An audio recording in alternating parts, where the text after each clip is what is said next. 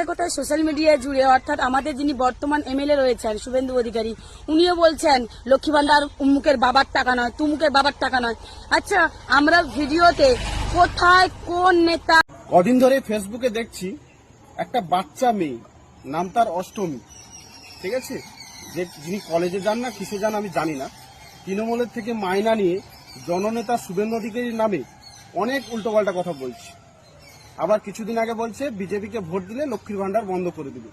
তা লক্ষ্মীর ভান্ডার কি তৃণমূলের পৈতৃক সম্পত্তির থেকে টাকা? আমাদের তোমাদের জনগণের ট্যাক্সের টাকা, ওটা কোনো তৃণমূলের টাকা না। তাহলে তো আমরা বিজেপি অনেক কিছুই বন্ধ করে দিতে পারি, খেতেই পারবে না তোমরা। এই যে রেশন পাও বিজেপির দেওয়া গভর্নমেন্টের, আমরা যদিও বা বলি না তবুও বলছি, যে ভ্যাকসিন নিয়ে জীবিত আছো না, সেটাও নরেন্দ্র মোদী দিয়েছিল, কোনো তৃণমূলের নেত্রী দয়া দেয়নি, ঠিক আছে। আর তুমি যে বলছো অনেক কিছুই, তুমি তো তৃণমূলের থেকে মায়না নিয়ে বলছো। তোমাকে সাবধান করছি অষ্টমী, উল্টো পাল্টা বলার আগে একবার ভেবে বলবে। তৃণমূলের দালালি করে ওইরকম নেত্রী হতে পারবে না।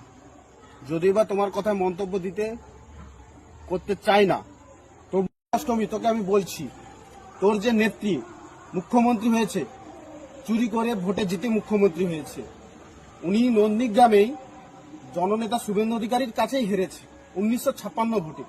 উনি খুব বড় বড় নেত্রী, উনি নরেন্দ্র মোদীকে হারাবে, উমুক তমুক ভারতকে হারাবে এসব বলে। আগে জননেতা শুভেন্দু অধিকারীর সাথে ভোটে লড়ে দেখাতে বল, তারপর তুই বড় বড় ভাষণ দিবি। ওই ভাষণ দেওয়ার জন্য তোকে তৃণমূল টাকা দেয়, তুই আইপ্যাকের হয়ে কাজ করছিস, সব জানি, লাভ কিছু হবে না, বাংলার মানুষ জানে।